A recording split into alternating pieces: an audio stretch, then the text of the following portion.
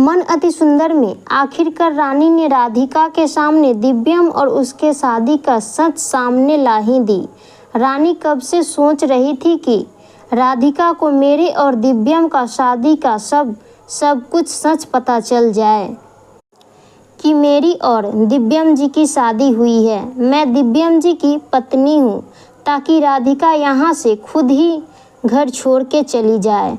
और जब रानी राधिका को चुंदरी धोने के लिए देती है तो ये रानी का प्लानिंग काम कर जाता है और राधिका रानी के चुंदरी में देख लेती है कि दिव्यम जी की दुल्हनिया लिखा हुआ है।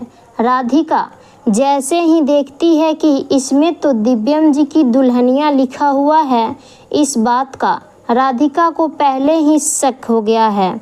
जब कविता कहती है कि सुजाता तुमको तो दो बहू हैं, राधिका को तो उसी वक्त शक हो गया कि आखिरकार ताई जी ऐसा बात क्यों बोली। क्या रानी जी जो हैं वो सच में दिव्यम जी की पत्नी हैं? दिव्यम जी दूसरी शादी कर लिए हैं।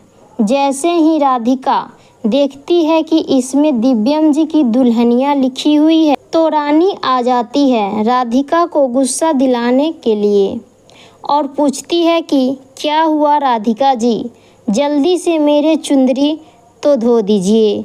तो राधिका रानी से पूछती है कि ये चुंदरी में क्या लिखा हुआ है, तुम दिव्यम जी की कौन लगती हो, इस चुंदरी में दिव्यम जी की दुल्हनिया क्यों लिखा गया है? दिव्यम जी की पत्नी सिर्फ मैं हूँ, दिव्यम जी का जगह मेरे अलावा कोई नहीं ले सकती है। रानी कहती है कि राधिका जी यही तो मैं कब से बताने के लिए सोच रही थी कि मैं इस घर की नौकरानी नहीं और कोई मेहमान नहीं, मैं तो इस घर की बहू रानी हूँ, मैं तो दिव्यम जी की पत्नी हूँ। शायद ये बात आपको नहीं पता था, आपसे घर के सभी आदमी ये बात छुपा लिए थे, लेकिन यहाँ पर रानी बहुत बड़ा चाल खेल जाती है। रानी खुद ही बता देती है कि मैं दिव्यम जी की पत्नी हूँ और राधिका के सामने सब कुछ सच ला देती है। लेकिन यहाँ पर रानी बहुत बड़ी चाल खेल लेती है, कली को फंसा देती है, क्योंकि रानी को डर है कि अगर घर में दादी माँ और सासू माँ जान गई तो फिर सुजाता रानी के ऊपर गुस्सा करेगी। रानी अपने आप को बचाने के लिए यहाँ पर कली के नाम लगा देती है कि कली भाभी ने ही राधिका के सामने सब सच ला दी है। रानी खुद को इसीलिए भी बचा लेती है कि दिव्यम जी को भी पता नहीं चले, क्योंकि दिव्यम जी भी नहीं चाहता है कि राधिका को पता लगे कि रानी मेरी दूसरी पत्नी है। और सुजाता तो इसीलिए नहीं चाहती थी कि अगर जान गई राधिका तो फिर गैर कानूनी शादी का मेरे ऊपर केस कर देगी। यहाँ पर जैसे ही राधिका को पता चलता है कि रानी दिव्यम जी की पत्नी है, दिव्यम जी दूसरी शादी कर चुके हैं, तो राधिका कहती है कि छोड़ो ये चुंदरी मेरा है। तो रानी कहती है कि छोड़ो ये चुंदरी मेरा है। दोनों अपने तरफ चुंदरी को पकड़ के खींचने लगती है। फिर राधिका कहती है ठीक है चलो मैं जाती हूँ, तुम्हारे ऊपर गैर कानूनी शादी का केस करती हूँ।